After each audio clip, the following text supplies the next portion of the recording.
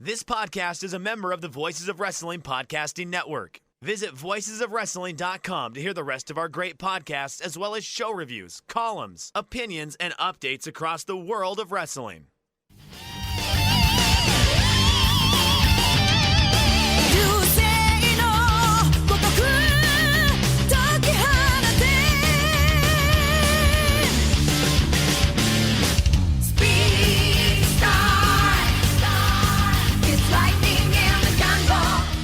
Welcome back to Open the VoiceGate Speedstar, celebrating the career of the cornerstone of the Dragon System, Masato Yoshino. We are members of the Voices of Wrestling Podcast Network. You can find us on the Voices of Wrestling feed, or you can find us on our own dedicated podcast feed on all podcast platforms and applications. You can follow us on Twitter at Open VoiceGate. If you'd like to donate to the show, click the link in the show notes. It'll take you to our redcircle.com landing site, and there you can click the red box that says sponsor this podcast, do a one-time recurring donation, no obligation whatsoever. I'm one of your hosts. It's your old pal, Max Spears, joined as always by Kate Slow and our special guest today, the official voice of Dragongate Pro Wrestling on the English feed. It is Jay. Jay, thank you so much for coming. Yeah, for now, anyway. No, thank you for having me. It's my pleasure. It's been a while, so looking forward to it. I think the last time we talked was right when Dragongate was going behind closed doors last, I want to say May, was it? So it's been a little bit. Yeah, that sounds about right. Yeah, because we had no idea what was gonna happen between then and the rest of the year, and that ended up being right before the Empty Arena KOG got announced, I think. Yeah, and then it was. Oh, go ahead, Case. Jay, you've been doing commentary full time for like a year now, and I was just wondering off the bat, we got a million things we want to talk about with you, but how comfortable do you feel now as the official voice of Dragongate? Because at least on our end, we're big fans of the combination of you and Ho-Ho behind the table. I'm glad. I mean, the whole thing kind of happened as an accident, really. Like, I wasn't planning on doing any commentary coming out of the Empty Arena period, and essentially, like, I hadn't talked to anybody in the company during those 4 months from April until July or whatever it was, because usually most of my contact with the company is like if someone's ordering tickets, or if I've got questions about a show, or if I'm going to a show, just giving them a heads up that I'm coming. And so with Korakuen coming back, I wasn't planning on even going to the Korakuen show because of the pandemic and the limited seating. I didn't want to take a ticket away from anybody, and I was just like, so what do you guys want to do about English commentary? And Mr. Keto, President Keto, was like, well, it would be hard to do it by yourself. And I was like, yes, but not impossible. Not really expecting them to go forward with it. And he came back immediately like, oh, really? Okay, please come to Korakuen. And so I did the first show by myself. The plan was, at that point, we didn't do it live. We recorded it, with the plan being, if it was a disaster, we would just burn the tape and never speak of it again. But I guess it was usable enough, and then they gave me Ho-Ho, as just kind of someone to talk to. And it's, as far as the comfort level is fine. The difficult thing right now is I don't get feedback, like, at all. No one on the company side speaks English, so no one really watches it back. The producers don't really speak English. I mean, one of them does, but so it's hard to know when I'm, what I'm doing well, where I need to improve. So that's been kind of a battle. As long as Ho-Ho around, it's fun, because he is genuinely likable and has so much fun when he's up there that it's nice to have him. But I just kind of have to do my best. How can I say this? Like, the bar has been raised considerably for English commentary over the last, really, since coming out of the pandemic. Like, I don't know how much you guys watch of, like, the Cyberfight groups or Stardom, but yeah, they've picked up, Stuart and Mark got picked up for Cyberfight first, and now I think Stuart is on Noah. Mark is also doing DDT. And so essentially everybody has English commentary now, which means it's like you have no choice. You have to be good, because if you're not good, it's now not a novelty. It's something that's required. So not being good makes, really detracts from your product. So from that perspective, I feel like I've had to try and step up. I mean, World is like, I'm really going into World with a chip on my shoulder, kind of, because I've felt like all of our broadcasts since maybe Wakayama haven't been all that good. So we need to do well at World to kind of get the buzz back that we lost at the end of last year. Let me ask you this, just because you brought up Cyberfight for a second. Have you watched any of AITA in Noah? I know last time you were on, we talked about Mochizuki and sort of how Japanese audiences have reacted to him in Noah. What's the buzz like with AITA and Noah, if there is any, and have you watched any of that? I watched the Battle Royal that he was in. Didn't really think much of anything. I was surprised that he lost. That was really the only thing. No, I mean, it's gotten them some T-shirt sales. That T-shirt wasn't, the T-shirt is selling to AITA fans. If it's one thing about AITA, is he's a merchandise seller. There's he does some collaborations with. There's a little store in Shibuya called Hao Ming. I don't know if you guys have heard of it, but it's the store that does like the lucha mask style. Yeah, so I went there. I usually go and chat with the I don't know if he's an owner or if he's just one of the partners, but I usually go and chat with him when I'm in Shibuya. So I went there before Korakuen at the beginning of the month, and he was like, "Are you going to see AITA today?" I'm like, "Yeah, I'm going to Korakuen." He's like, "Okay, please give him this T-shirt." So like they had like some new T-shirt that I guess wasn't selling. So I gave it to AITA. AITA took a picture, put it on Instagram. And dude messages me 2 days later, says, "Thanks for giving him the shirt. Thanks to him, we were able to sell out." I mean, I got the AITA Hao Ming AITA No Molestar T-shirt. Like his partnership there. It seems like it goes pretty well there. And then with him with Perros del Mal de Japón, I know that they have like Nosawa when he was in Mexico was very instrumental in helping out people there. But it just seems like with AITA, I see this and my reaction is, okay, he gets to kind of go play what he was liking to do in Mexico when other stuff's going on right now. At least that's like my surface level observation of it. Yeah, I mean, he wants to be Perito. I mean, that's like his wrestling hero. Yeah. So being able to do this is, yeah, and it gives him something to do. I mean, he's treading water in Dragongate right now in the sense that there's not that much for him to do. And I think that having him go out and do this actually sets up future things really well, because if you want to turn him babyface, you can have, the other members of RED say like, "Dude, you're not even around. You're off playing around in Noah. We don't need you." Or conversely, if you want to bring him back and reestablish him as RED leader, you can have the other members start messing up and losing, and you can say, "Look, I leave you guys to go do this thing in Noah, and I come back and this group is in shambles," and then he takes control back of the group. So I think it works well for that. Obviously, AITA's a pretty big star, but are there any surprising merch movers that maybe the American audience wouldn't realize, like, oh, when those guys are at the merch table, they are hawking their goods? Not really. I mean, everything sells. There was like a rally towel thing going. It was like end of April into May, where they were. Yeah, I saw them pimping that on Twitter quite a bit. Yeah, they were taking pre-orders for like these towels with everybody's faces on them, and they were doing like they were doing rankings every couple days, like pre-order rankings, and like it's kind of a way to drum up competition, because like if like AITA was obviously number one, but then it was like Kai above Kaito, so the Kaito girls had to rally and bring Kaito back up by ordering 3 or 4 of the towels. It's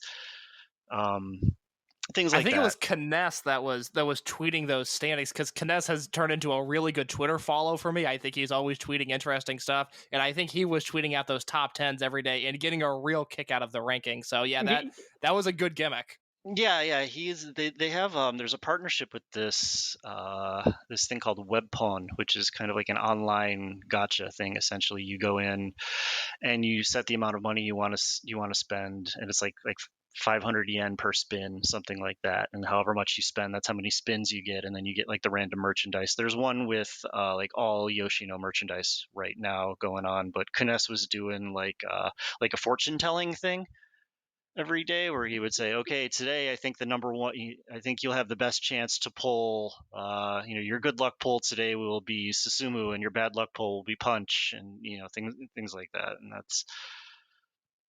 that was cute.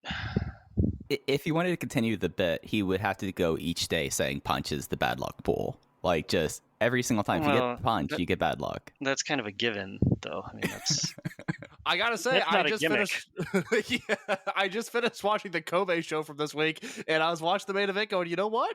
Punch looks pretty good here. I mean, granted, he's in there with really good professional wrestlers alongside him, but whenever Punch has a good outing, I do feel the need to point it out, and I thought he looked pretty good in Kobe. Yeah, I mean he's fired up. I mean he didn't get a move, he didn't get Yoshino's face, he didn't get Speed Star, but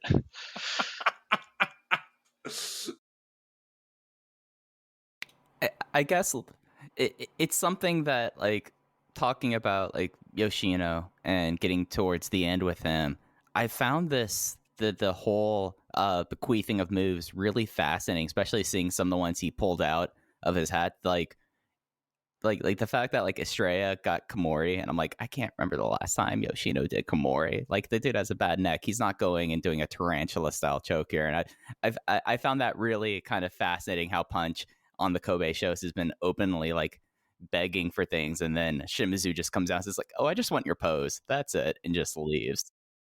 yeah, and like the funny thing for Punch is he'll say, "Please give me something," and then Yoshino will ask him, "Say, okay, well, what do you want?" And then Punch will say, "Okay, well, what do you got?"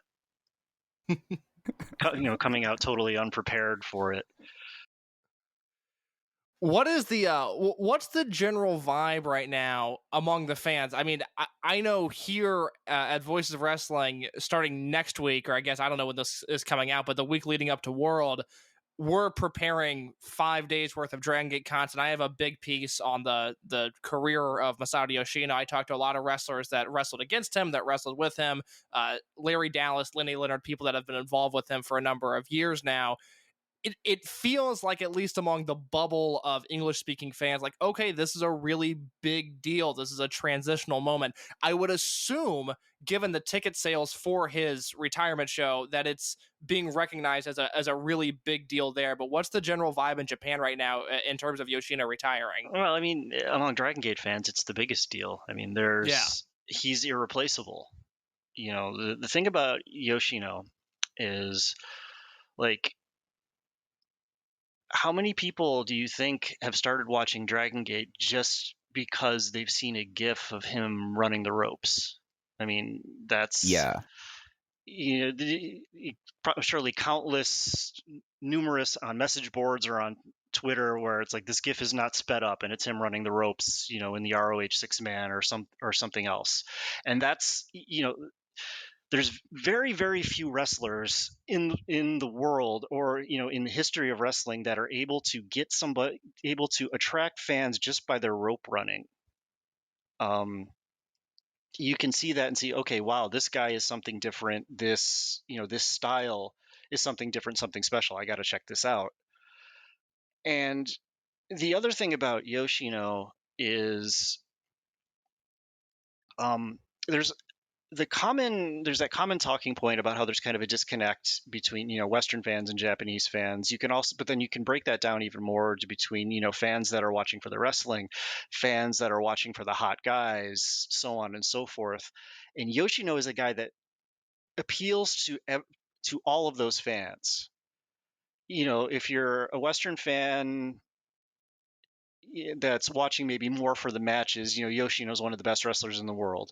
If you're watching for because of the speed, he's got speed, he's got, if you're like a wrestling fan that only likes guys that win. He's the most decorated wrestler in the history of the company. He's done everything multiple times.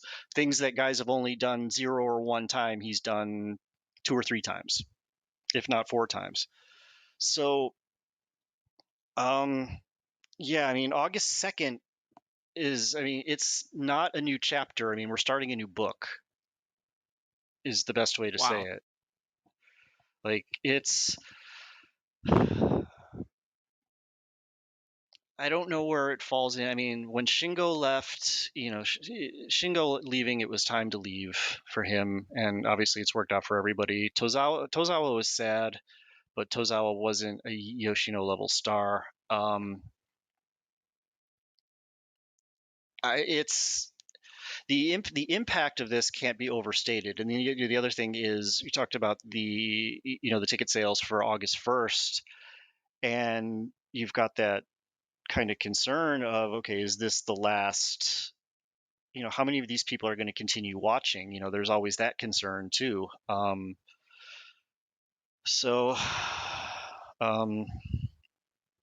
Yeah, it's the biggest loss. It's as big of a loss as the company has ever seen. But at the same time, I mean, we've been preparing for it for 2 years now, essentially. Yeah.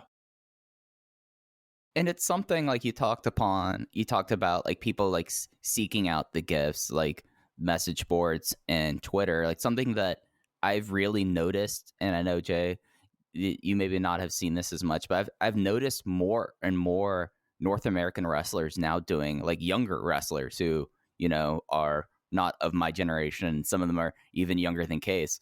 Like, one of the more predominant North American indie wrestlers, Lee Moriarty, wears tights with the singlet down because he's Masato Yoshino's favorite wrestler. And it's something that I find like kind of remarkable, that when you look across the breadth of the Dragon system and you're seeing like the homages and you're seeing people that are starting to be inspired by this, and like second generation now of that.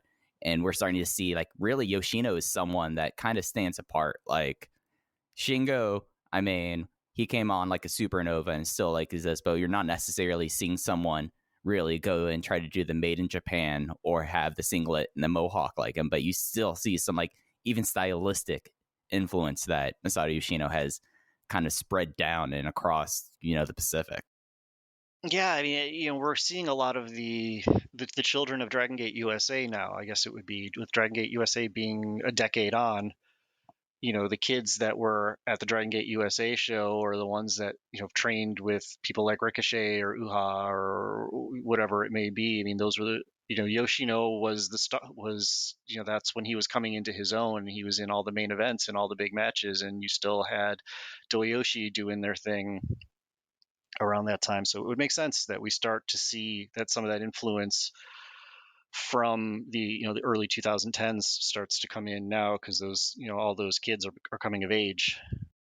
The children of Dragongate USA is a terrifying thing to think about. But Jay, I was wondering, because I talked to people like the Seidel brothers and Gran Akuma, who all had these personal interactions with Yoshino, who they shared with me.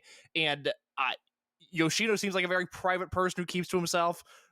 We've known each other to some extent for 7 or 8 years now, and you're a very private person. I'm curious, though, if you have had any personal interactions with Yoshino that are either memorable or that you feel like sharing. Very, very few.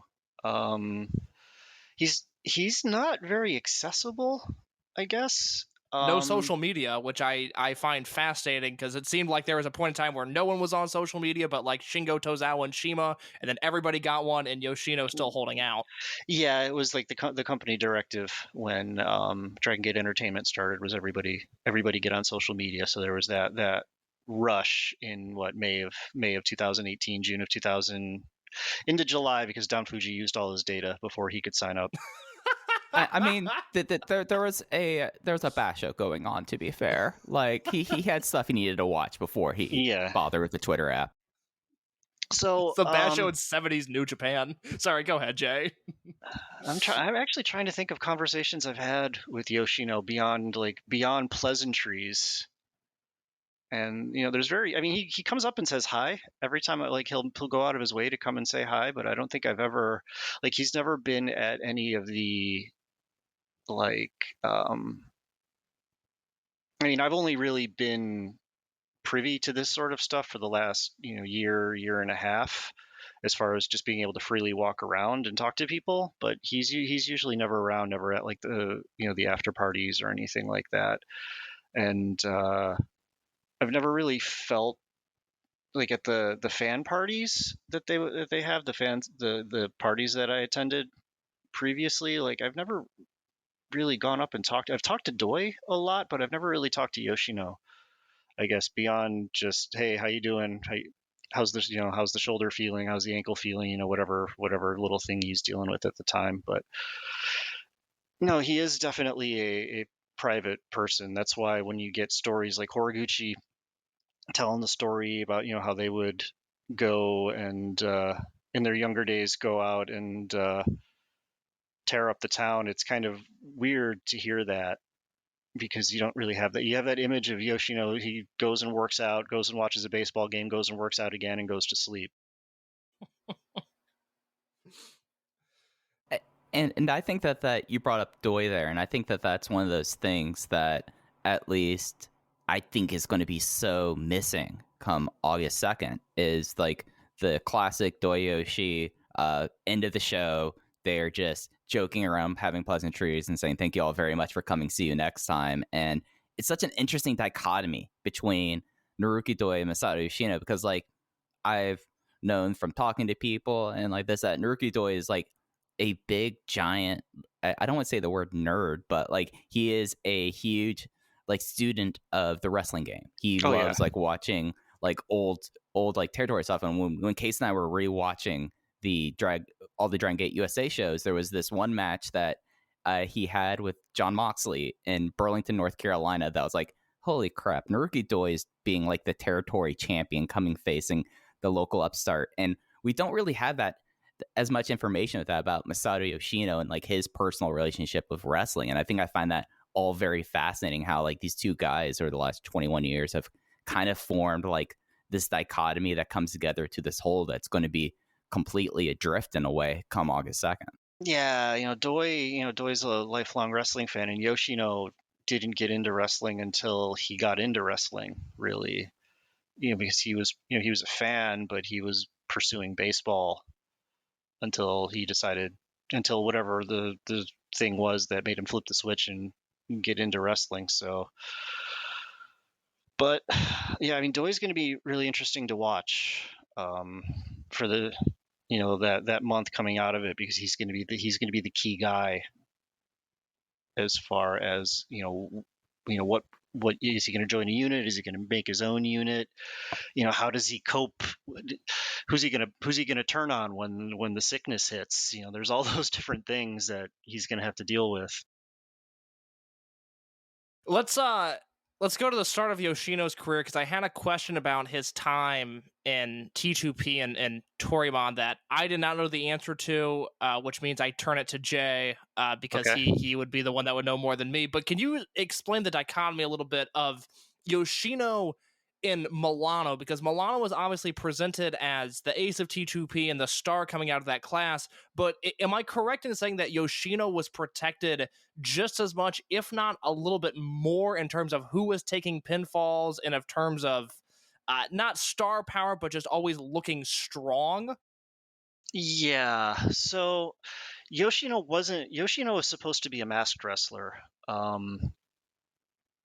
There were essentially, when T2P started, there was, Milano came over from FMW, so he was a little bit ahead, and because he was tall and sort of athletically gifted, he was put through special gymnastics training. There was guys would either, they would do their training at the dojo, and then for most of them it would be end of the day, then it was young boy duties. But Milano got sent to extra gymnastics training, so he was going to be the ace from the beginning. There was also a guy in the 5th class that I guess was really short, but also super athletic. So they were going to make him the T2P version of Dragon Kid.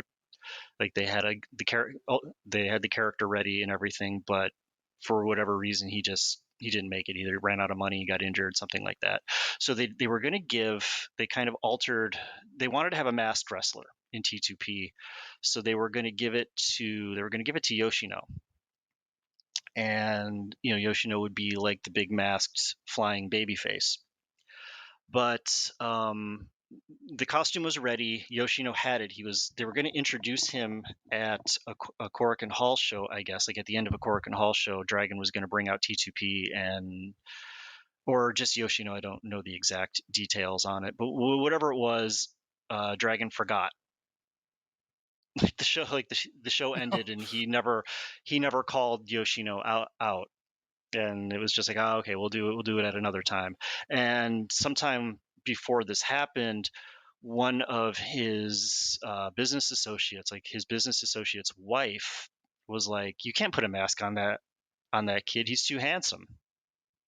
And Dragon said, oh, okay, you're right. And didn't put a mask on him. They went to Mexico, and Dragon got drunk one night and watched the Disney Tarzan movie. And so after he's done watching it, he's all fired up. He goes and calls over Yoshino and says, you kind of look like Tarzan, so grow your hair out. And Yoshino's like, I don't want to grow my hair out, but you can't say no to the boss. So he had to grow his hair out.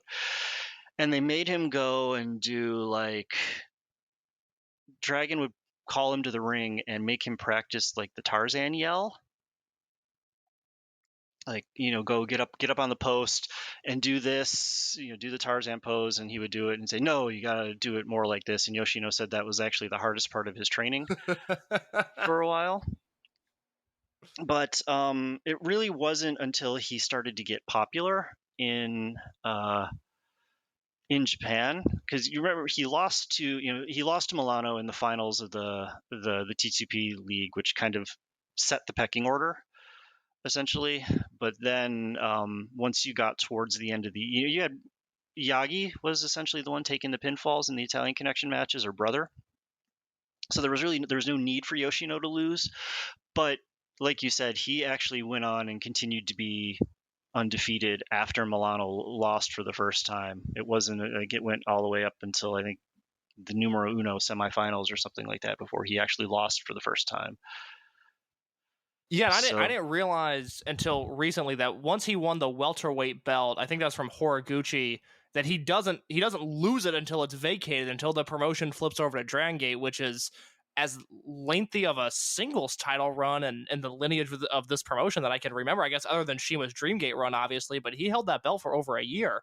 Yeah, it was it was about 15 months, 14 months, something like that. Yeah. And he was undefeated. He lost in numero uno a couple times in 2004, but otherwise, yeah, it wasn't until he joined Blood Generation, there was a couple of years in Blood Generation where he was kind of the fall guy for the group, which felt really weird. But aside from that maybe 2.5 year gap right after he turned heel again, aside from that, he's been a guy that doesn't lose unless it's got a purpose. And something that you brought up that I wanted you to finish your point there. Him discovering wrestling is something that I find very fascinating, because I think this might have been through one of your old timelines or me just trying to go through machine translations. Is it true that Masato Yoshino was in JWA Kansai, the backyard fed, before he did Toryumon? He was, yes. I just find that all really, I find the under indies and university wrestling in Japan so fascinating. The people that somehow came from there and somehow didn't. Of course, some of the ones had different gimmicks, but apparently, at least from my memory, he wrestled under his real name in these backyard feds, right? Yeah. It was after, what was it? It was 96, right after Inoki versus Vader. Mm-hmm. I think was the match that ended up getting him into wrestling, and then he went into JWA for a little while, until he, God, what was it? Went to university.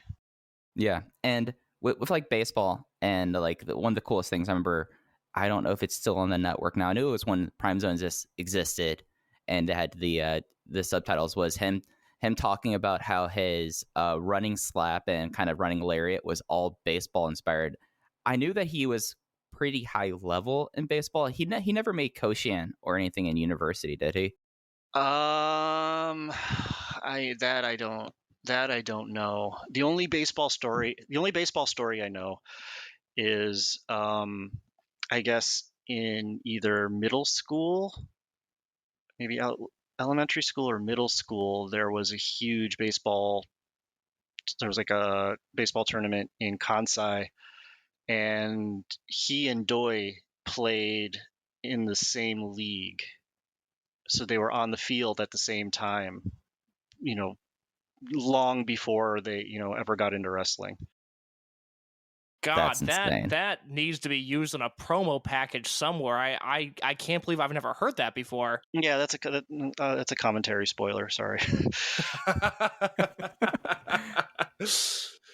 Jay, let me ask you, as we kind of move past the Italian connection, is there a specific era of Yoshino's career? I guess maybe it is the Italian connection. Is there a specific era of his career that you point to and you look at that as your favorite timeline of Yoshino, that you think he was doing his best work here, and that you enjoy the most? The Kness matches from that period, I think, are some of his best singles work. But I'd say post Monster Express is probably the best overall period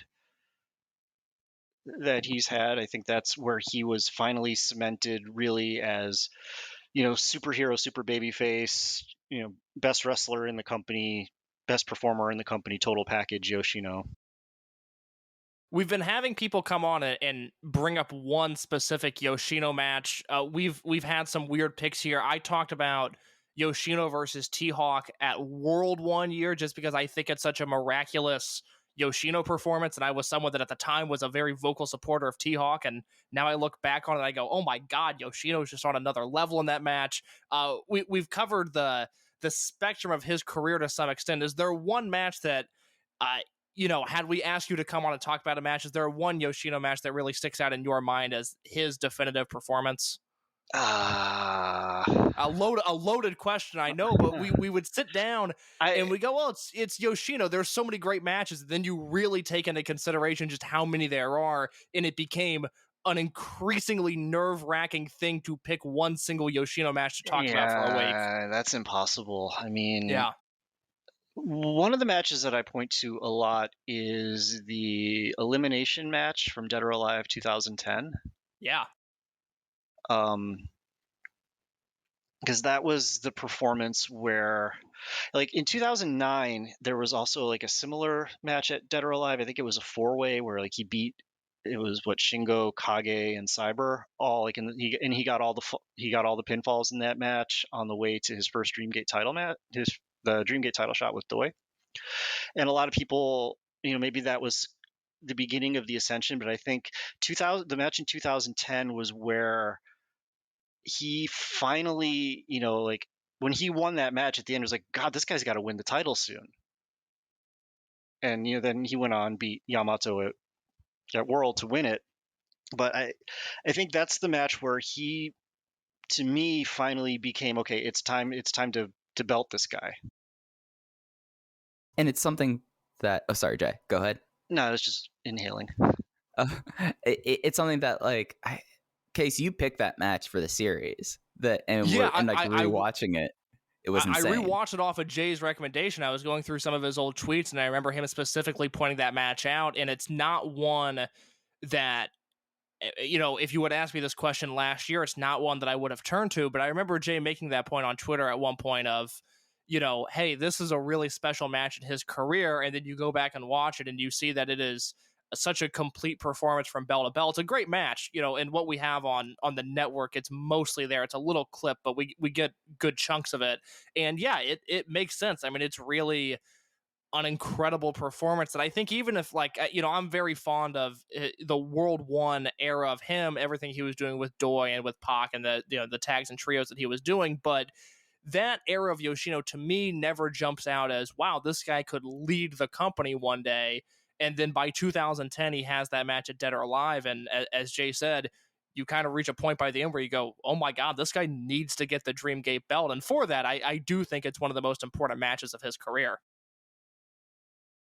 Yeah, absolutely. And it's not, because it's like a eight or 10-man elimination match, it's not even something you would think about initially if you're just glossing over match lists and thinking, so what's a good Yoshino match to watch? You don't, if you're looking to single out someone for like an individual performance in a match, those types of matches usually are ones that you're going to skip over because there's so much going on in them. But because of there was like a 10-minute, he was, I think, the first guy in, and then there was like a 10-minute finish, one-on-one finishing stretch in that as well. Really great match. Like, if anybody hasn't watched it, please go to Dead or Alive 2010, the elimination, the World One and Warriors elimination match. Yeah, and that was like the thing that really like struck me during the match is that it goes down to be Osaka Zenroku and then Hulk and Masato Yoshino, and then Hulk gets eliminated, and then it's 2-on-1 for like the next few minutes, and then it's him and Shima, and it's the moment they're like, oh, all right, like this is Shima in 2010, and this is Yoshino, who has had Dreamgate shots. I mean, he's more considered like the one of the founders of the Twin Gate division and Mr. Bravegate at the time, and you're like, oh no, he is the guy. And the way that like they finished that match, it's so definitive. It's like, all right, you don't really need to worry about King of Gate this year because it's going to be Masato Yoshino at Kobe World for the first time. Right. I was very critical of Yoshino earlier this year when he came back. He did the homecoming show, and then at Dead or Alive, I just remember kind of feeling bummed out because I was like, man, he's not moving well. It doesn't seem like he can do any of his signature spots. But over the past few months, and in particular this Kobe show from earlier this week, I have full faith that Yoshino for one or two more nights can really pull into his bag of tricks and deliver.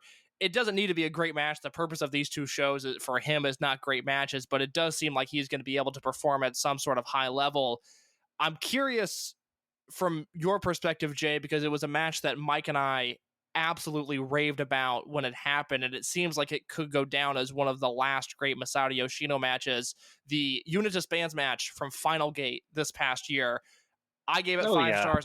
I think Mike gave it 5 stars. Was that universally recognized as a masterpiece like we thought it was? Oh yeah. It got the best match award on the network and everything like that. Yeah, I mean, that's because of the way things went down, that's going to end up going down being the last great match of his career. Absolutely.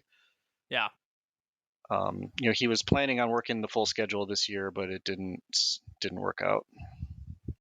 And it's something that it seems like that recent weeks or recent months for the most part kind of have alleviated it, but a lot of hits kind of came at the end of last year with like Yoshino suffering the after effects of that match, Doi's elbow, the final show of the year, Dragongate having the collarbone, yeah, and then Kondo. It seems like that I know, okay, this is something we were talking a little bit before on air. It seems like that for the most part, this is the most that the injury list has been cleared out. Is it just Fujikawa and Strong Machine J at this point? Do you have any idea about anyone else or what their status is? Hip is out to hip head surgery. Oh, that's who we were forgetting, that's Mike. Right. We knew there was a third guy. We couldn't think of it before we got on the air. Machine J should be back. He's got a homecoming show in September that he's heavily advertised for, so that kind of implies he's going to be back by then. And Fujikawa is back, and he's been working towards a comeback too. I think they're just holding him off until after World, because if he came back now, there would be nothing to do with him. It'll have more impact to have him come back after, because I think it's important to kind of establish Yoshino's gone, but Yoshino's done, but Dragongate isn't done. So here's Sora Fujikawa is back, and Strong Machine J is coming back, and we've got the 6 kids ready to debut and all of that. I was going to ask about the Futures kids, because I've really enjoyed that series on the network. It's just something a little different in terms of presentation that I've really ever seen from Dragongate, and the most recent upload on the network, which I am looking for the date there, because it was the from KBS Hall. Yeah. I really enjoyed that. Do you have any, I guess, insight into that future class in terms of anyone that's really sticking out or anyone that's already getting some sort of reaction?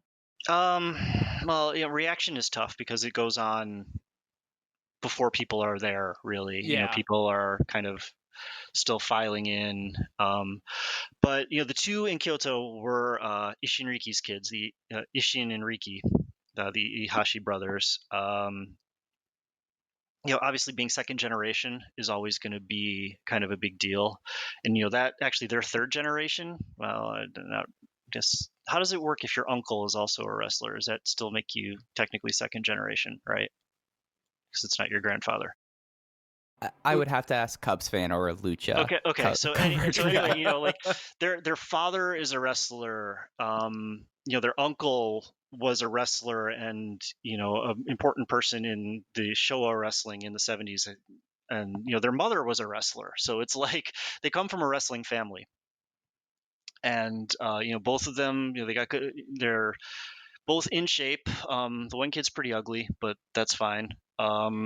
The thing, having second generation wrestlers is also really important for things like sponsors, because they inherit their father's, like all of their father's business connections and everything.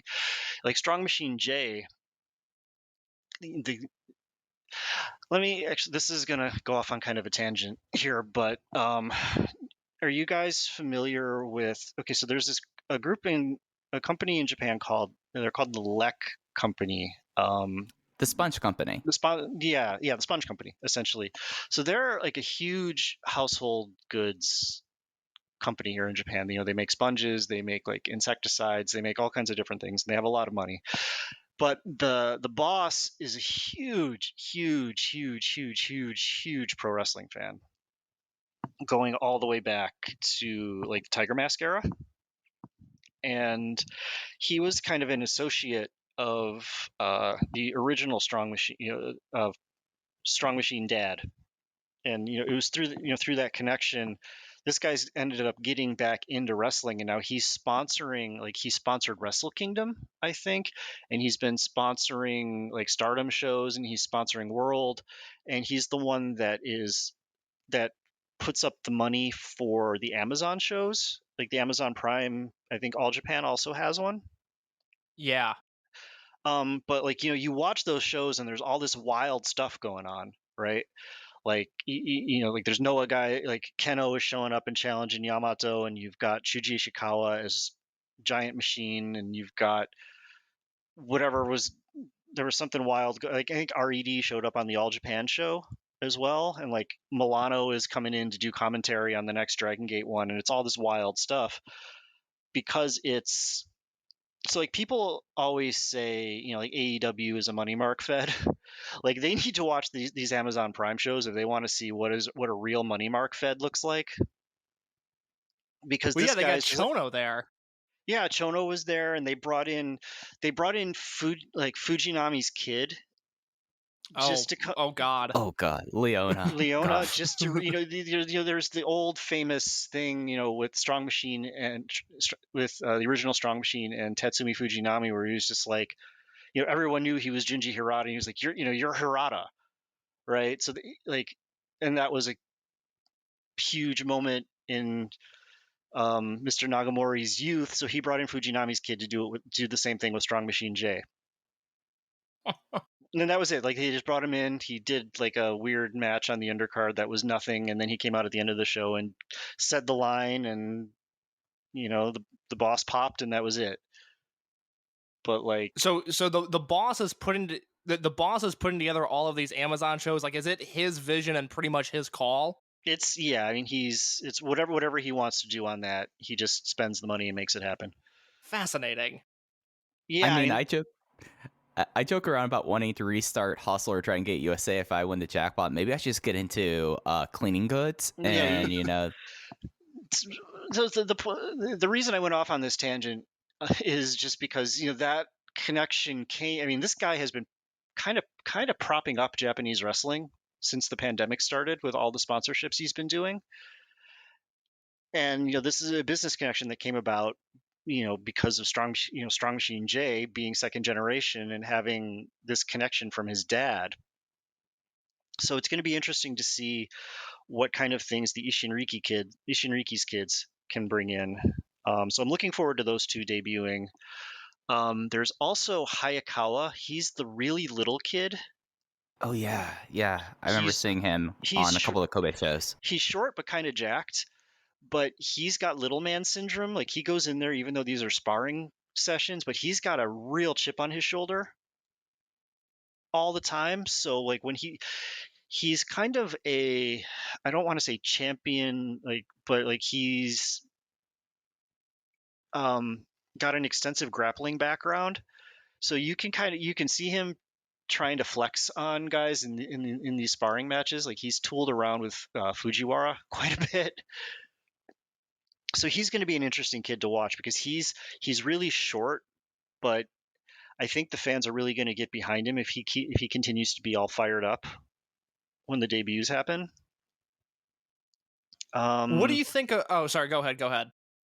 No, go ahead. I got lost in thought. I was just going to ask what you think about this current class of youngsters between SBK and Kamei and Kakuta and Fujikawa to some extent. I mean, it's crazy to think Fujikawa's basically been gone for a year now. I think he got hurt in early August, but he was someone that made such a big impression on me and Mike upon his debut. It seems like this is a class that I know it's connecting with the English-speaking audience. I mean, people are really into SBK from what I can gather. And from what I can tell from where you're at, Kamei seems like sort of a heartthrob type. I don't get a good read on Kakuta, but then obviously SB KENTo is being put in these positions for a reason. It seems like he is connecting like a genuine star. Yeah, this class is really varied in terms of what it brings to the table. You've got Kame as kind of the little cute guy. The character is kind of before he got the funky Jackie character, he was just kind of like the glass of milk. It's nice, but it's not, there's nothing special about it. So giving him this character has kind of added a little flavor, a little bit of a twist, and obviously just being in a unit alone will help a lot because you get to play off of the other personalities in the group. SB KENTo is so far ahead of everybody else at this point. It's not even really fair to compare him to Kame and Hip. I'm constantly blown away by him. I just can't believe he continues to succeed in all the positions he's been put in. It really, do you have a comparison for it? Is it Milano like? Is it something we haven't seen before? I mean, what's the comp? Yeah, I don't know. Let me think. It's very, you have to really go back to those original classes where you were getting somebody that was this complete right out of the gate. You've got guys like Yamato who got good really fast, but the personality wasn't there when they debuted. It took a year, 2 years, maybe until Real Hazard for Yamato to find his gimmick. Shingo was kind of the same thing. Shingo was just the guy that liked to work out until he came back from the US. But to have a guy that could perform at a high level, that can talk at a high level, that gets his character, and is also like a money guy, like a money draw. It's unbelievable. If he was 3 inches taller, he'd be champion already. God. Yeah, I've said before, and sorry to cut you off there, Mike, but it seems like the weakest part of his game right now might be the in-ring, which is wild, but his character just, and it's been primarily in clap crowds and limited capacity COVID settings, which is amazing, but I still feel like every time he comes out, he is one of the biggest stars on the show. And in a weird way, and I don't want to imply that they're directly related, but his rise coming at the same time that AITA, like you said earlier, has really been downplayed on these cards is a really interesting dynamic to me. Yeah, I do agree with the fact that his in-ring is still a little weak, and I think a lot of that is just because he's leaning so hard into trying to be a heel that it turns all of his matches into nutshot nonsense. I mean, he's not doing the Bobby Hill special like Hyo was for a while. No, well, I mean, he think he kicked Yoshida in the nuts the other day, but I don't know. Like I wasn't really thrilled with any of his King of Gate stuff.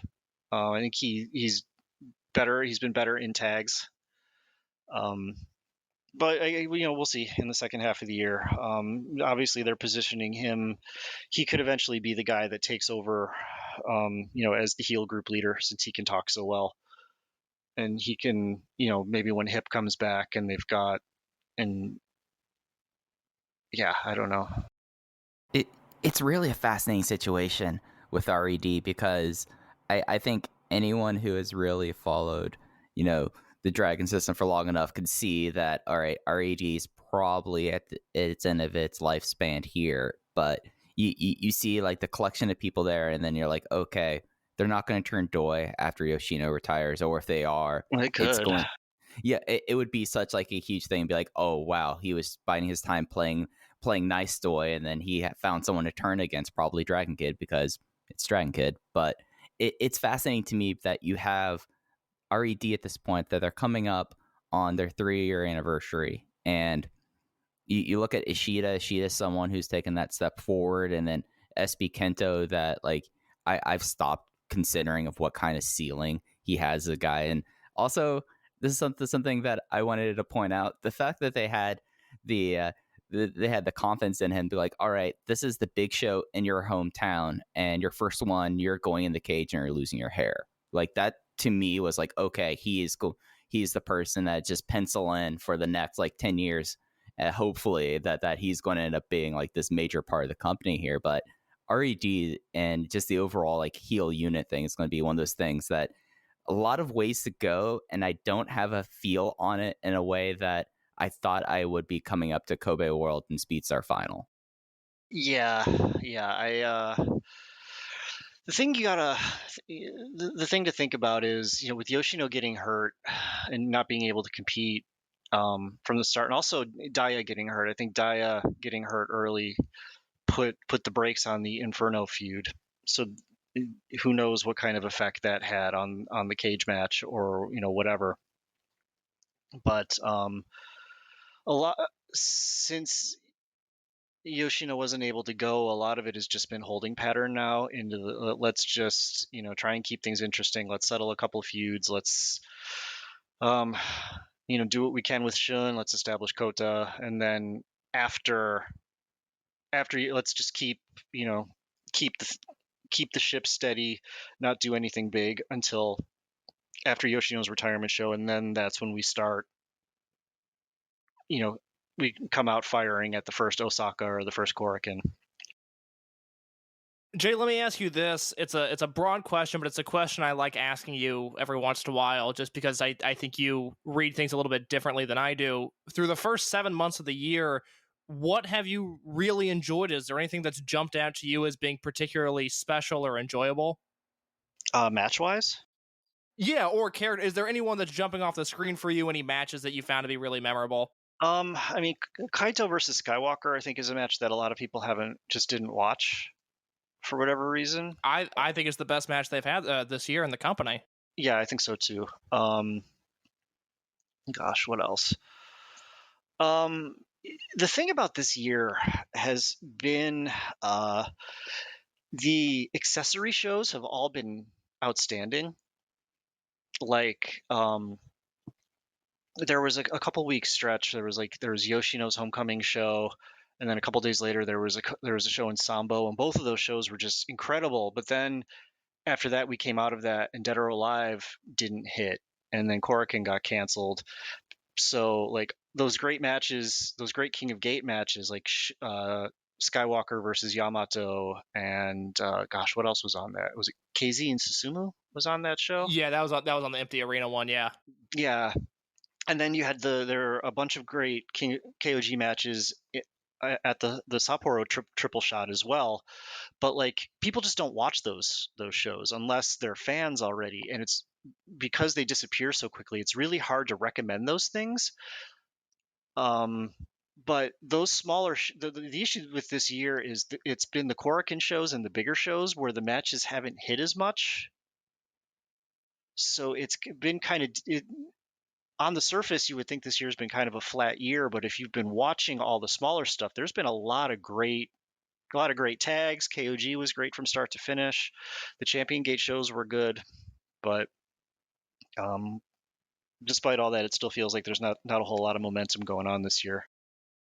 And it's something that I think is kind of interesting because I know Case and I, we have thought about that around Corkins and about like, okay, no, you can't help out what happened with Kekuda like that. I mean, poor Shun, his title run going the way it did in that way. Yeah, it's terrible. But yeah, Hip was, the thing is, I guess he had shoulder problems before. Like once you dislocate it once, it dislocates. It gets easier and easier to dislocate it. Strong Machine J had the same problem, and Yamato and Hulk also had the same problem several years ago. So it was just like a ticking time bomb thing, and it happened at the absolute worst time. Like he was absolutely fine after that match. Like he went backstage, they put it back in, and he was up. He was fine, but because of the situation and the fact that it happened at the absolute worst time, he decided to get the surgery to fix it. And it's something I know of wrestlers outside of Dragongate who have had the continual things that eventually they're like, okay, I'm taking the time. I'm getting the surgery. I know someone got like one that was like grafting an extra part of a bone into your socket. I'm like, okay, that no wonder you hold off on that. The kid in the UK, Lycos, right? Right. Yeah. I know he got something he got something similar, and it kept him. He was out. He had to retire for a year and a half or whatever. So I think this is similar. Like Machine J, it's going to be 10 months by the time he gets back. So like this type of surgery is a big, it's a big recovery time.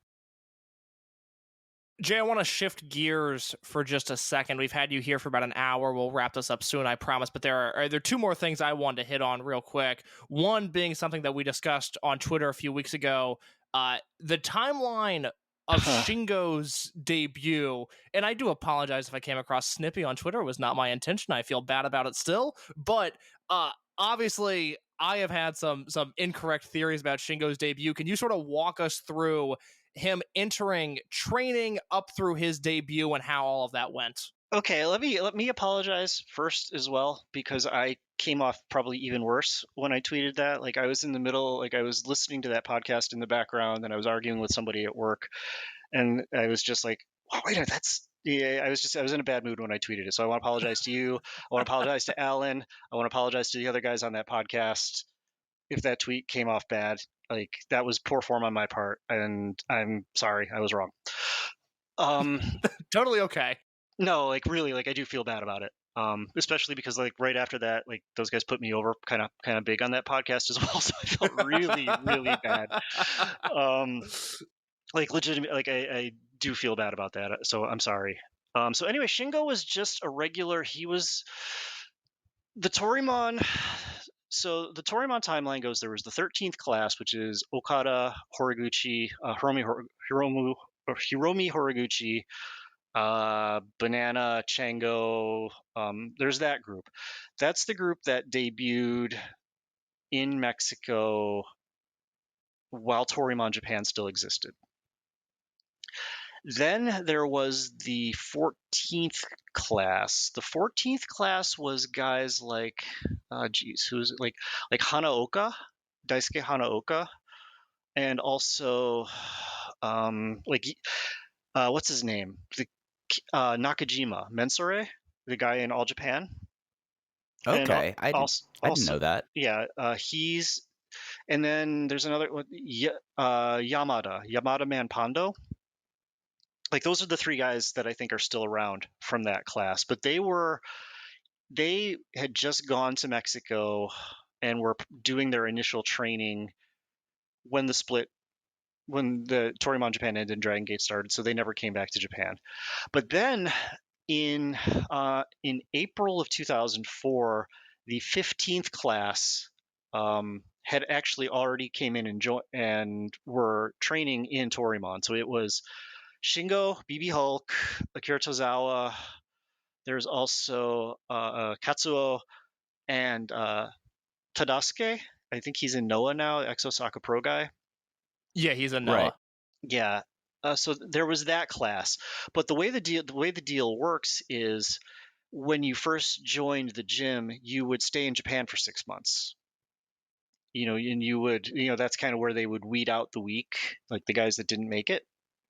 And at the end of 6 months, the people that were still around, if they would then get sent to Mexico to go on to train and get ready for their debut. But joining in April, 6 months takes you to October, right?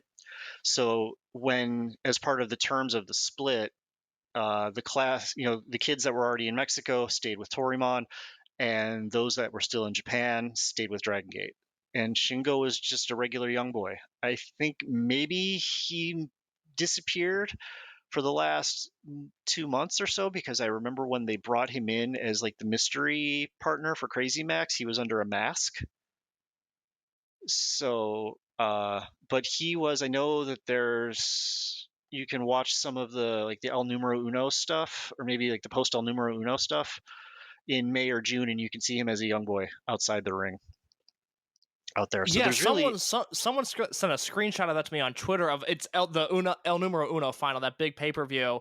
okay. And I had never seen that before, and it blew my mind. That's 2004 is an era I feel like I'm pretty familiar with, but I had never noticed Shingo on the outside before. But he's definitely there wearing a Toryumon shirt. But you watch that stuff. It's not until you watch it again that you notice those things. Because the first time you watch it, you're not, the young boys are just faces that you don't recognize. It's when you go back and watch it years later, and then you start paying attention to those sort of things. You'd say, "Oh wow, look at that."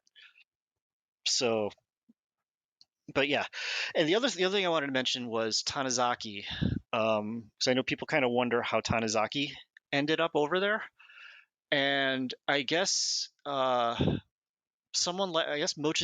liked him, and just one day invited him randomly. Like there was no plan. It was just like, "Hey, why don't you just come with us?" And Tanizaki said, "Okay," because they wanted a surfer character. That feels like a real indictment on just the Toryumon X class, where I guess it feels very apropos of Toryumon X. Of Mochizuki says, "Okay, you're going to come with us now, and the rest of you guys do whatever it is you're doing, but please stay away from us." Is kind of the vibe I get from that. But that's just, I don't know. Toryumon X is my big blind spot because I'm continuously baffled by their history. Well, they weren't gonna be able to get Ishimori. He was really the only other big get out of that group. Kage, I guess, but Kage wasn't good yet either. Like what you've done with him at that point. Right. It's difficult. Tanizaki had the unique character, and one of the important things about the launch of Dragongate was launching with familiarity. That's why they scrambled and put Final M2K together, was because having a group called M2K lets you know that it's still the same company.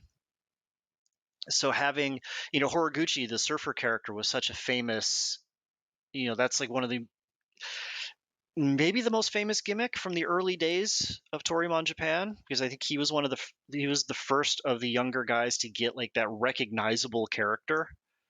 So, having, Horiguchi's moved on, he's lost his hair, he's a totally different guy now, but hey, we've still got a guy that surfs. Was very important.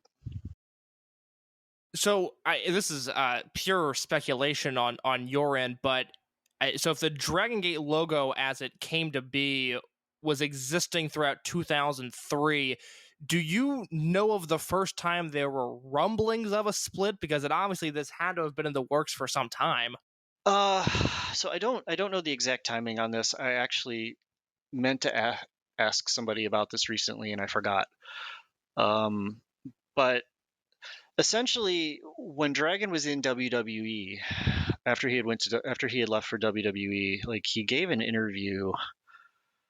And again, I don't know the timing. I don't know if this was like summer or if this is end of 2003 or when this was. But he gave an interview where, like, they were asking, like, because he was still drawing a salary. He was still drawing a high salary from Toryumon Japan, and it was just kind of like, I paved the way for them. Why shouldn't I profit off of it, essentially? and Magnum and whoever, Magnum and Okamura or whoever was just like, well, how about you don't profit off of it? And that's essentially how it began.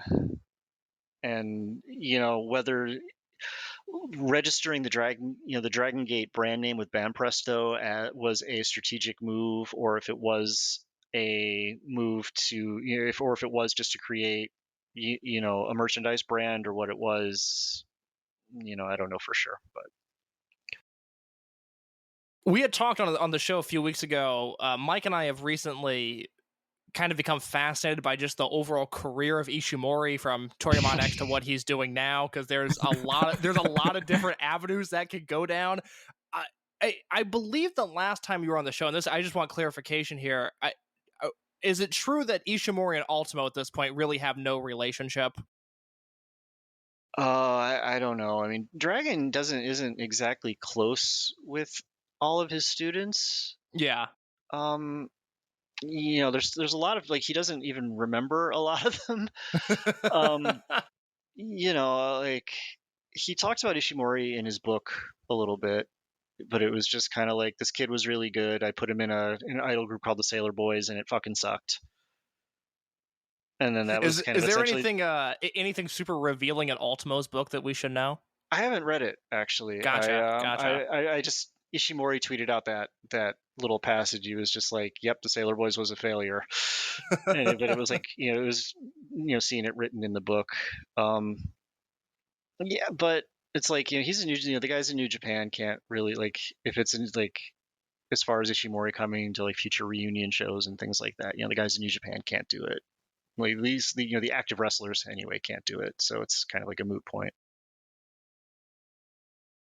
It's just something that, like, thinking about, like, Ishimori and how all that went and Ultimo's memory of these people, I'm wondering about, like, some of the people who are washouts. If like, how much does Ultimo remember Kenoka, like, for example? And I just find that not at all. Actually, I can actually speak. I can speak about that one in particular, because there was, gosh, where was it? I think it was an Owashi put on a show.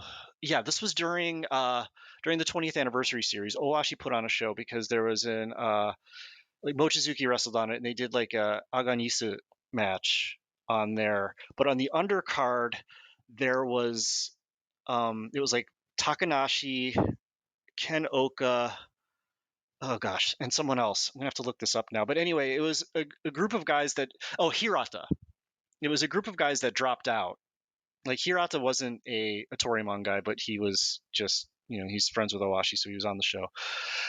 And it was like, Ultimo was like, I don't remember any of you guys, but if you did train with us, then, you'll always be considered my, my kids, or whatever it was he said. But he did not remember Takanashi or Ken Oka at all. I mean, I imagine that they immediately went to Wikipedia Japan and changed and make sure that Ultimo was in their bio just in case, right afterwards. Yeah, I'm sure. Jay, we've got Kobe World coming up a week from when we're talking.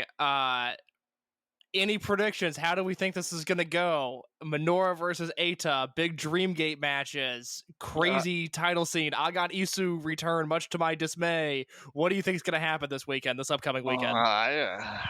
What do you guys think? I mean, you guys are the prediction masters. So what do you guys think? So you tell me, and then I'll tell you, and then I'll say what I think. All right. I'm right now working on a big piece on the Dreamgate that I'm still kind of formulating about how, like, they've kind of now made a problem in their own design because of how much Yamato overshadows everything, especially with, like, the path of KZ, and especially, like, I've noticed, and with English speaking fans, how much they're drawn to KZ. And I find that really fascinating that it's like, okay, KZ can overcome all of his demons in one weekend. Shun can finally, like, in a way, restart his title reign if he gets past these two, or Yamato breaks the record. And I find that all kind of fascinating. And as of time of recording, I'm still kind of leaning towards Yamato winning this. Yeah, I think so too. And yes, it was. By the way, it was Kenoka, Takanashi, and Hirata, and they were called the Drop Outlaws. And they wrestled Dragon and Shu and K. But anyway, okay. I think Yamato versus Skywalker was the match I was expecting going into World. Initially I thought, I think maybe a lot of people did, that there wasn't going to be, the second night wasn't going to be loaded up and it was just going to be a celebration for Yoshino. So, going in, the predictions with the expectations of there just being one championship match, I thought Shun versus Yamato was the logical pick for that.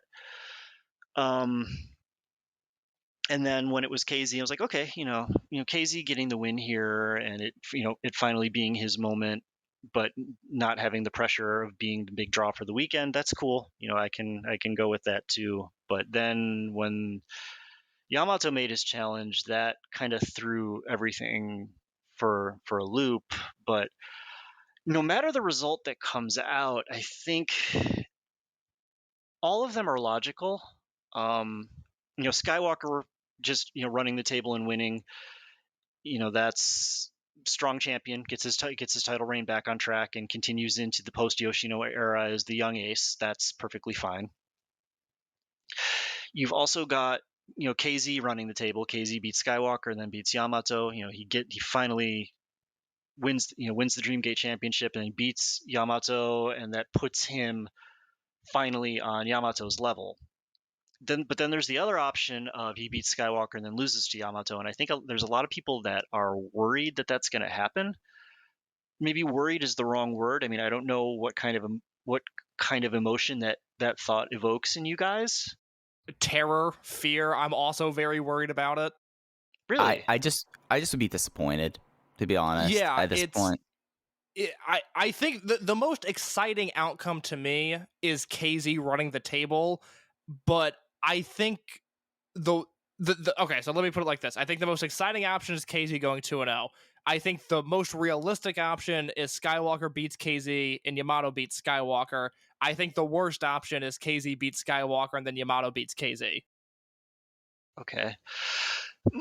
So my thought on this is, if assuming the KZ wins and then loses, I think it makes sense for it fits his character arc in a way, in that, okay, so he lucked his way into KOG by winning the Battle Royal, and then he kind of preyed on rookies to get there. He eliminated Skywalker, to win the Battle Royal. He beats SB KENTo in the first round. KENTo goes for the same combination he used to beat him before. KZ learned from it, rolled him up, pinned him. And then he beats Minoura to get there. And then to win the championship, he beats Skywalker, which establishes his position as a guy that is still above that generation. Like, he's still a wall for those guys. He can beat them, but they can't necessarily beat him. But where I'm skeptical beyond that is I just don't see him on Yamato's level, and I'm not sure I can accept the idea of him beating Yamato on that stage this quickly. I don't really feel like it's earned yet. Something that maybe a lot of people at the end of last year were expecting. He was going on that kind of losing streak at the end of the Dragongate generation period, and there was maybe people kind of expecting either a heel turn or some sort of subtle character, maybe some sort of development from that. So when he went back to just being Natural Vibes leader, dancing KZ,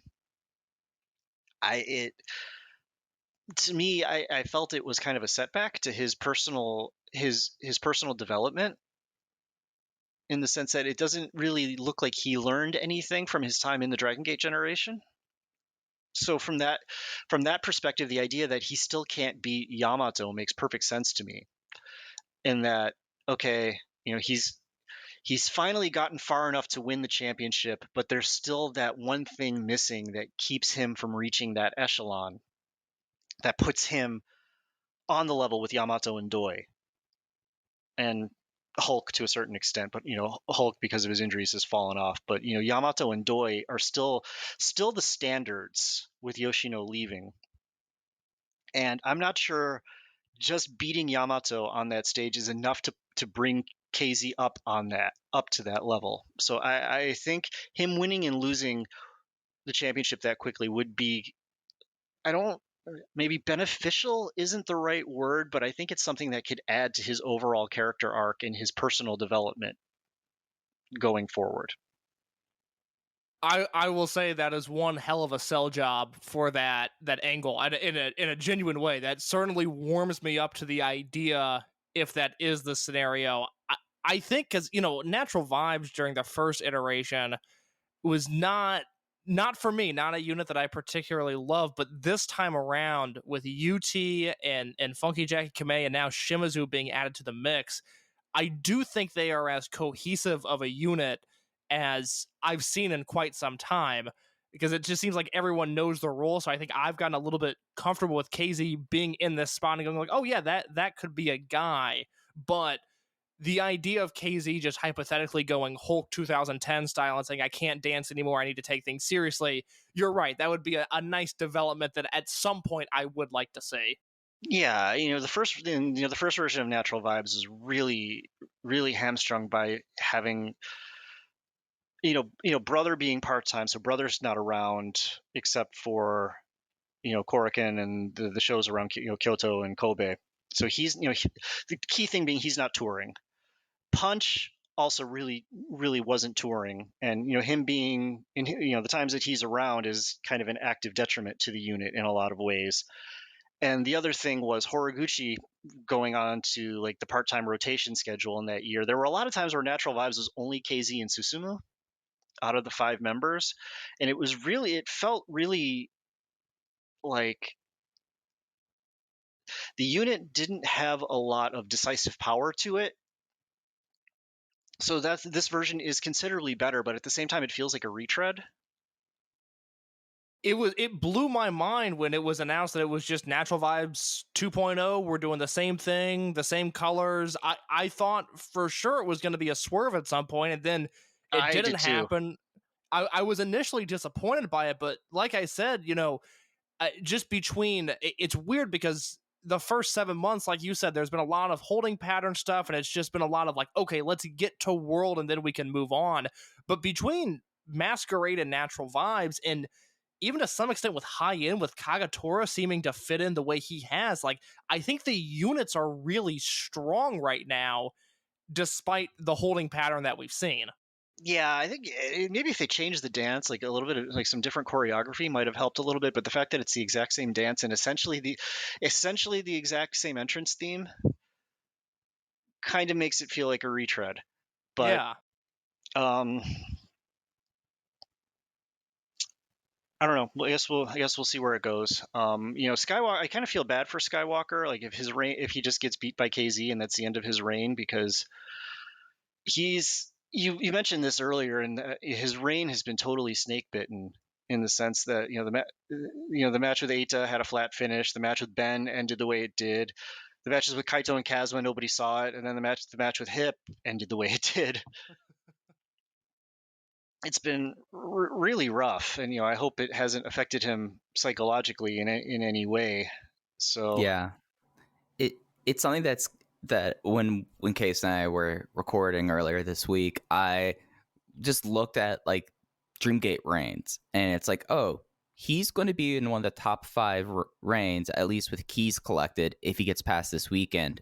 And you think about what kind of run he's had, and you're just like, oh boy, poor Yeah. Shun. I mean, to be quite honest, the past 2 years for Shun, oh man. But it's something where I think KZ is kind of like he made such a big deal about being the new Tozawa. He was going to take Tozawa's place, that it does seem that like he's, other than, starting Natural Vibes, breaking from Tribe, and then getting wins and getting Dreamgate shots. If you look at like what KZ is now on the precipice of main event Kobe World and where he was when Tozawa left, it just, in a way, like I totally get what y'all are saying about how he needs to have some sort of new element, new dimension there. And at first it was like, oh, he's getting all these wins with Sky to Schoolboy and elbow smashes. Okay, it's giving me a title shot.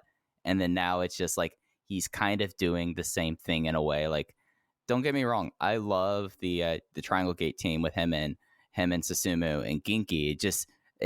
I totally see where you're coming from and saying like it's not necessarily an earned win in a way, or an elevating kind of push that you usually see out of the run from King of Gate, or really Dead or Alive, King of Gate, and then Kobe World.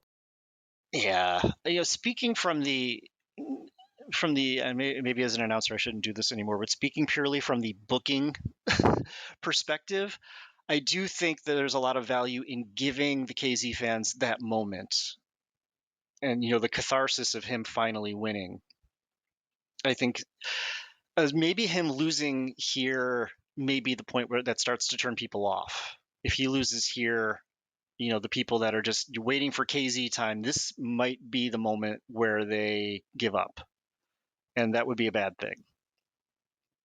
So, yeah, it kind of, Jay, this probably not your frame of reference, but it does have a Tyler Black and ROH kind of feel where, yes, yeah, there's a moment there, and I don't know if this is the moment where it would reach its apex, but it is certainly a moment where they could lose a lot of that support.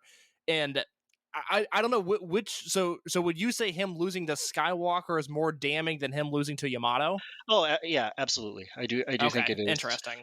Because at least if he wins, you get that moment of him. You get that quote unquote WrestleMania moment. I know a lot of people, maybe that's a bashing point for WWE at this point. How they always say that long-term storytelling doesn't matter and it's just about the moment, to get that WrestleMania pop or whatever it is. But I do think that there is merit to that approach every now and then.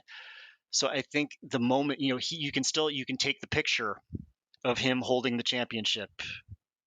I think Skywalker's kind of run his course at this point, and like he doesn't need to beat KZ, and I think it gives him something to fight back at. So when he eventually beats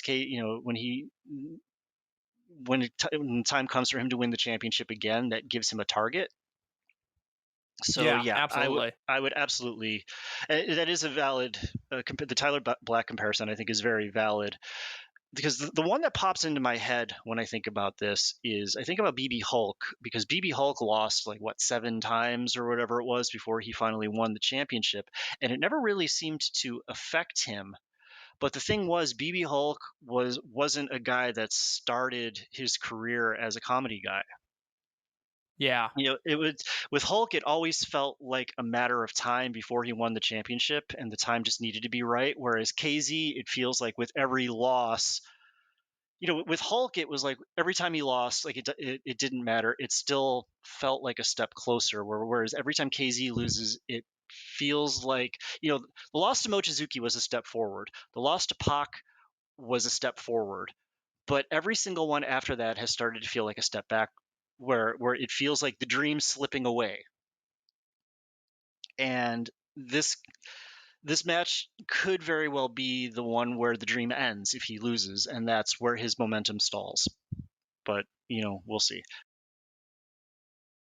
Looking at the rest of the weekend, we're just touching on things. What title matches kind of speak out to you? I mean, we look at Okuda has Horiguchi, then Kagetora. We have the Twin Gate situation going on, and then we have the Triangle Gate with first the match that's been happening a lot this year, Masquerade versus RED. Then Agon just decided to show back up. Yeah, I'm really looking forward to the second night, the Triangle Gate match on the second night. The first night, not so much, because I'm not a huge fan of that RED team. But the second night, I think that either way you go, it's a really interesting match. I think there actually is something. There's always mileage in the idea of the villains from the past that have calmed down and now they're restaurant owners and part-timers, and they're generally always in a good mood and they're happy to see each other, getting tested by the new villain group, getting pushed to their limits, and it forces them to, you're going to bring back the old me sort of thing. I always think that there's a good little that sort of angle. There's always a lot of mileage in that. So the idea of maybe RED loses on night one, but then Masquerade loses the championships on the second night. And that way you can split off Dia and Inferno to go do their thing. And then another version of the RED team comes in. Maybe you put Hyo in there, or you put whoever into the Dragongate team and have them do a couple months with Brother and those guys on the way to them eventually winning the championships. I think that I'm really interested in seeing that happen. I think that could be pretty interesting, and I think the fans would be into that. And it also keeps Brother and Kondo around at least for another couple months Kondo's going to be around full time, but keeps those familiar faces from that time period around for another couple months during the transition period. How did Kondo come back as quickly as he did?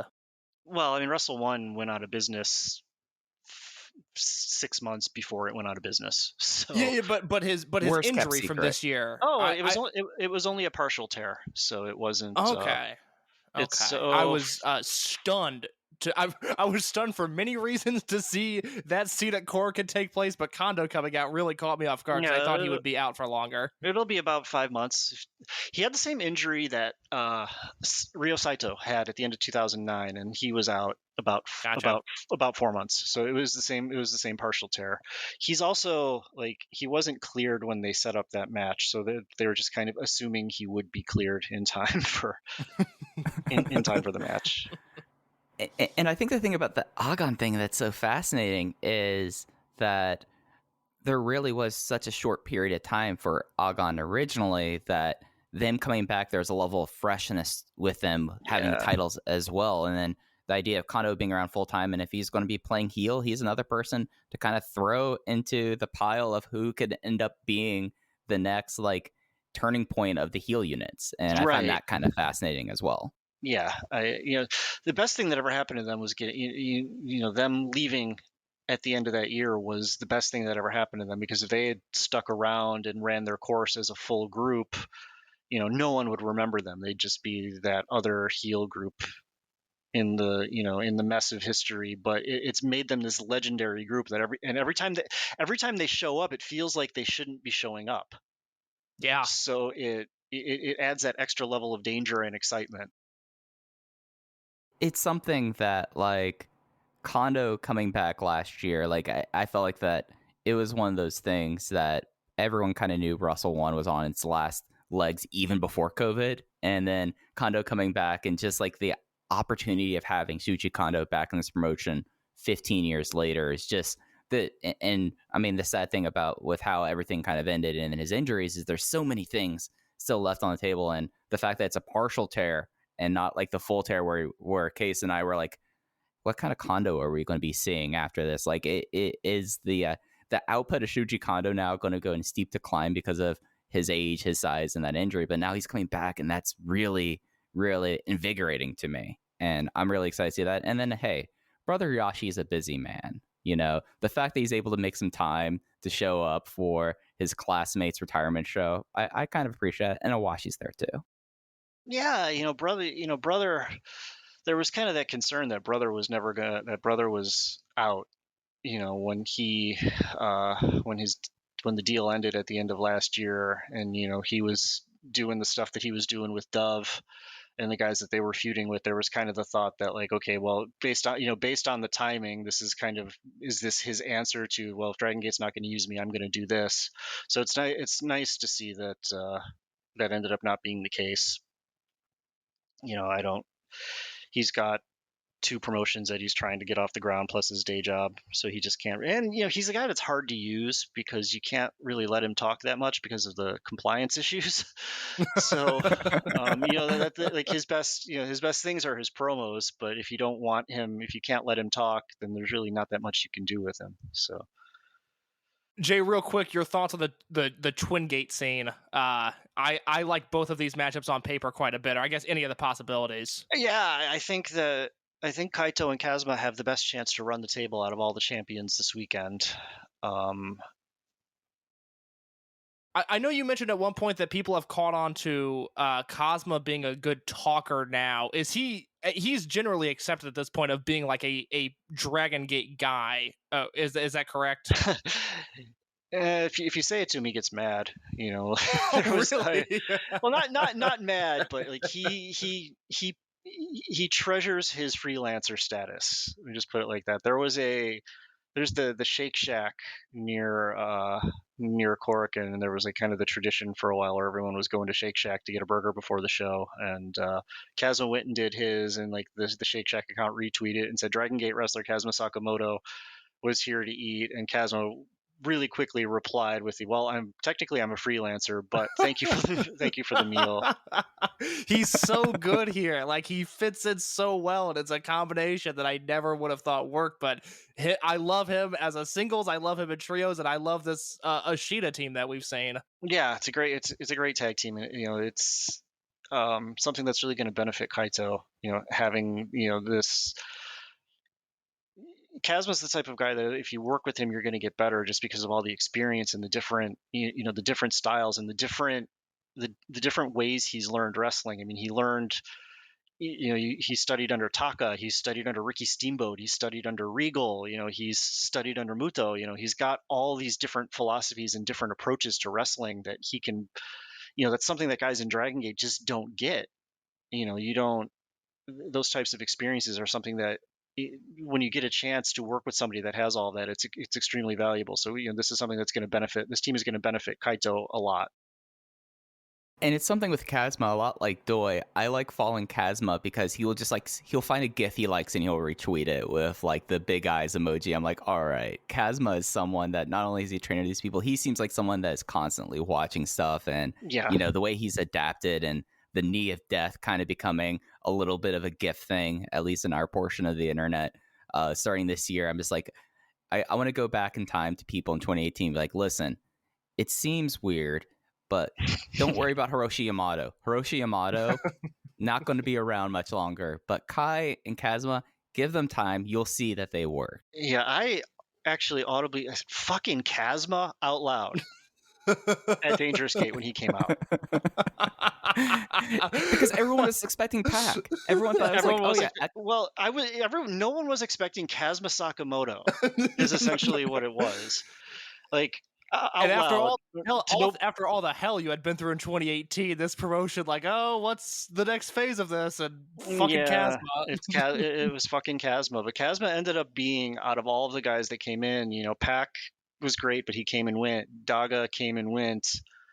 And, all of the different RED bombshells, Kazma's been the guy that has stuck around and had the biggest impact. He was the first guy, and he's could very well be the last, the one that's still around at the end. I don't know what Kai is going to do when things open back up. Kai feels like he's really treading water at this point. I felt like after I wrote this in my review, but for as much as I've enjoyed Kai, I wish the no ropes match was his send-off, because it really felt like the end of his story. Yeah. I actually thought it was going to be up until then they published the cards, and he was in a match with Yamato the next night on a house show. It was kind of like even Yamato was like, well, yesterday was supposedly the final blow off, but I'm wrestling Kai again tonight on this on this show.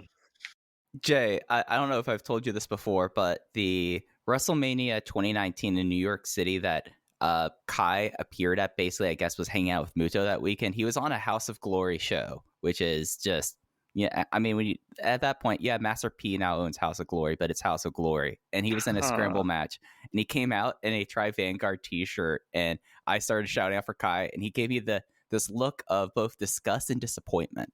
like disgust that like someone recognized him here, and disappointment being like, man, now I just have to do something because that one guy knows who I am. Poor Kai. He's probably shit faced, but Real No, quick, Kai- Jay, your thoughts. yeah. Oh no, go ahead. But no. I was gonna ask for your thoughts on the Bravegate scene, but I would actually really like to hear your extended thoughts on Kai if you have any more. No, he was when he first came in. Didn't really enjoy him all that much. Then I came around on him, but now, like, I don't know, the heel character, like the heel character feels kind of limiting in a way because he's so.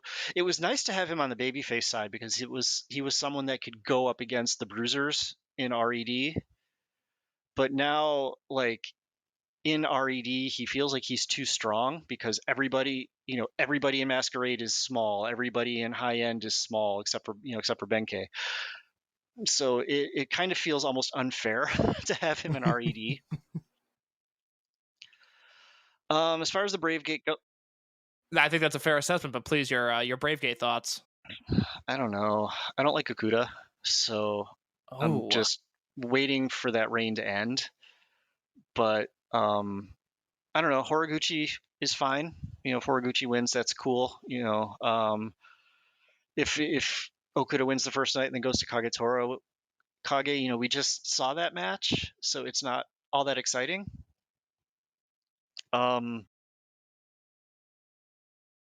don't know. It just like I'm kind of just hoping to get the Okuda reign over with, and then maybe get it onto Horiguchi, and then switch it over to whoever in the back half of the year.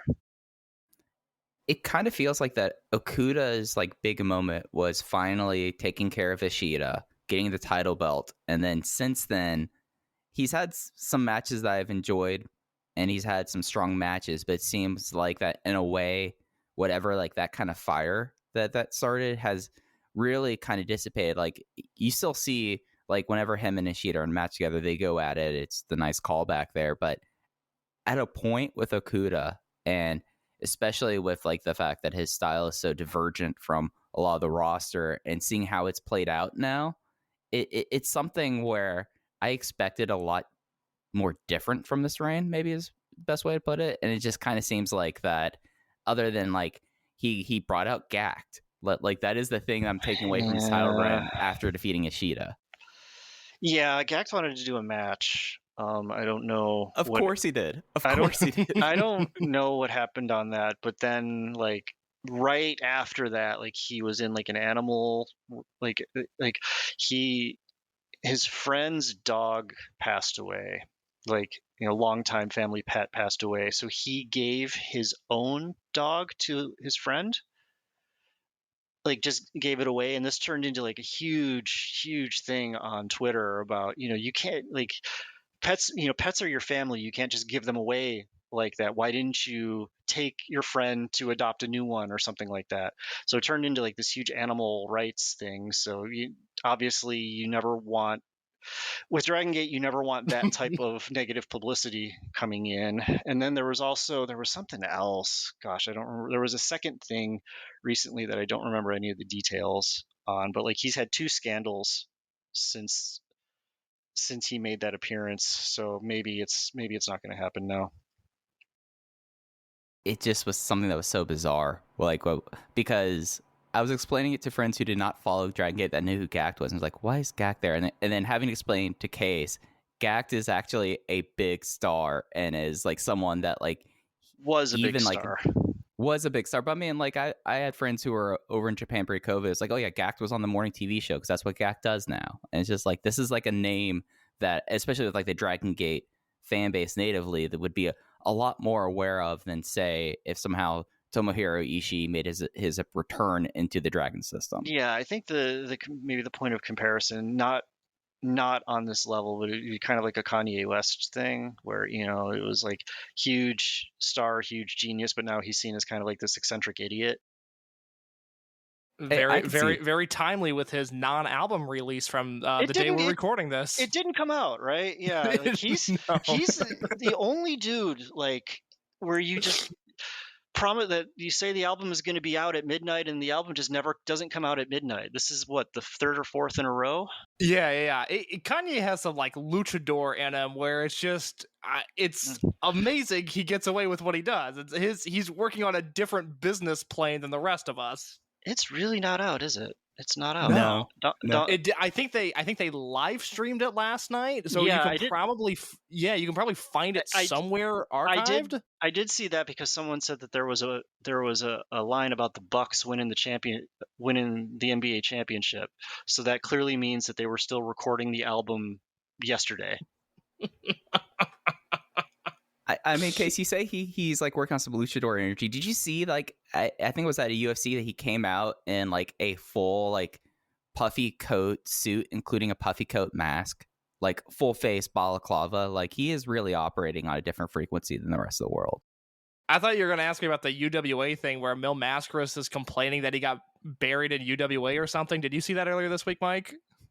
Yeah. I'm so glad I covered Dragongate and not Lucha. It seems exhausting to cover Lucha. I mean, and then there was something about the him wanting to revive UWA. I was like, all right, that's what it was. Yeah. Go find those trios titles, Mil. I'm certain. I think they're currently in Ganbare Pro right now. So go have fun with that, Mil. Jay, I feel like we've kept you long enough. We've touched on Yoshino, we've touched on Shingo, we've touched on everything in between. Is there anything else, either plugged or just anything else you want to say before we let you go? I don't know. Okay, well let me plug first. I don't really think you need to plug to the people that are actually listening to this. Like, so Kobe Pro Wrestling Festival is this weekend, July 31st, 4 p.m. Japanese time start. And then Speedstar Final is the next day, August 1st, 3 p.m. start. If you've never signed up if you're not currently signed up for the Dragongate Network, this is poor business on my part, but I'm going to say I would recommend waiting until August 1st to sign up, because like all the Japanese streaming services, you get charged on the first of the month, regardless of when you signed up the previous month. So if you sign up on the 31st, you'll get charged again the next day. And I think that's kind of bad. And I think that might be something that turns people off on the streaming service. So what I would say, if you're not currently signed up, I would say wait till August 1st and then sign up. We will be live both nights, English commentary, myself and Ho Ho Loon. Ho Ho is actually going to be on the whole show at the commentary booth on the first night because he doesn't have a match. Which is a bummer, because my favorite thing... I love the run back to the table. Sorry, but it's our favorite thing. There's a battle royal on the second night, so there might still be a chance for that. So we'll see. We don't have a card for the second night yet. But anyway, first night, there's going to be 8 championship matches over the week, over both shows. All 4 championships will be defended on both nights. And Masato Yoshino is retiring the second night. The August live stream schedule is up. There's going to be 7 shows. There's Osaka, Korakuen, doubleheader in across Fukuoka, Kobe Sambo Hall, KBS Hall, and then Nurki Doi's homecoming show. So there's going to be a lot coming up. We'll be in English. We're in English on all our big shows, everything in Korakuen Hall. So that's 13 Korakuen Hall shows a year, 5 big shows, and then plus anything else that we can fit in. I don't think we're going to be doing tapings for English commentary anymore, at least for the end of this year. So that's the other thing I did want to bring up is kind of like maybe people that are lapsed and are just kind of listening to this for the Yoshino content or just listening to it to kill time, and they haven't really kept up on Dragongate this year. You guys probably know this as well as anybody. Dragongate really suffers buzz-wise in the first half of the year, every year, right? A lot of that is from, in previous years, a lot of that was because, they don't run during Wrestle Kingdom week, and Wrestle Kingdom week tends to overpower the discourse for the first couple months of the year. But this year has kind of been even worse. There was quite a bit of buzz going around the end of last year, I think, starting from Dangerous Gate up through Gate of Destiny and then World. I think we were getting some pretty good buzz. Even people like, even Dave was talking about Dragongate pretty frequently, even though it was, like in the context of turning it into a developmental for AEW.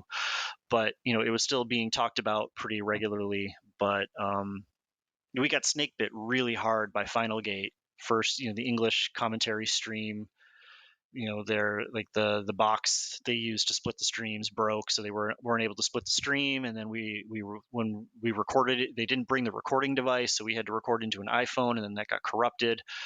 So by the time we were able to get the English stream up, it was like 4 weeks later, and the main event ended the way it did.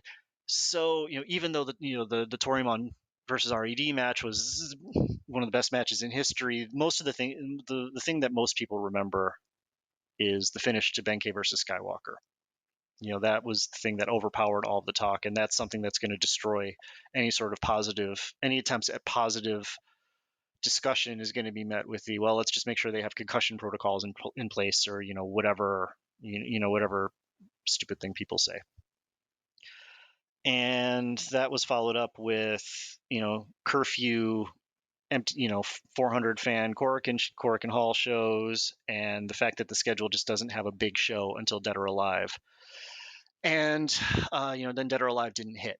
And when you don't have a big show for 6 months and then your first big show doesn't hit, that really hurts, in terms of keeping the momentum of the promotion going, because it's only really the dedicated people that are going to be watching the incidental shows, the day-to-day shows. It's having a big show is what gets new people subscribing and having them, so Dead or Alive hits, people subscribe to watch that, and they stick around and they watch King of Gate. But people hear people hear Dead or Alive's wasn't that great. They skip signing up. They miss King of Gate, all that. This is going to be, this is finally going to be the chance for the company, for us at the English broadcast table, and I think in general for us to get the momentum going towards the end of the year, because we've got these 2 shows. We've got all the live shows in August. So if you've signed up to watch Yoshino's last show, you're going to have access to all of those. And then in September, we've got Dangerous Gate is coming up, and then the big show rush through the end of the year with Gate of Destiny, and then Final Gate again.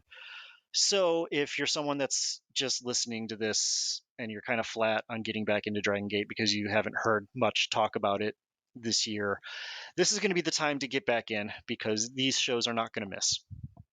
And myself and Ho-Ho, we will do our best to not be terrible at the English commentary table.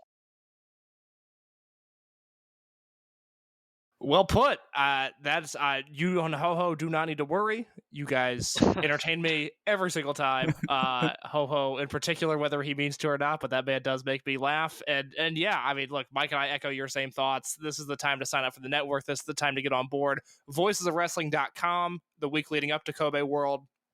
It will be Dragongate week on VoicesOfWrestling.com. There's obviously going to be other stuff that's published, but we'll have content Monday, Tuesday, Wednesday, Thursday, Friday. Again, I highly encourage people to read my Masato Yoshino career retrospective when it comes out. That'll be on July 26th. And, of course, full preview, written reviews by me and Mike. I'm going to review the July 31st show. Mike will review the August 1st show. We'll have audio coverage here. Jay is on Twitter. Let me see if I can remember Jay's Twitter handles real quick. At DG_J for his personal one, and at Dragongate EN for the company's official Dragongate English page. Jay, unless you have anything else, thank you for joining us on the Open the Voice Gate podcast. I don't think I do, so thank you so much for having me. Thank you. All right, that'll do it for this episode. We'll be back on Tuesday with our full breakdown and preview of Kobe World Pro Wrestling Festival 2021 and Speed Star Final. Take care.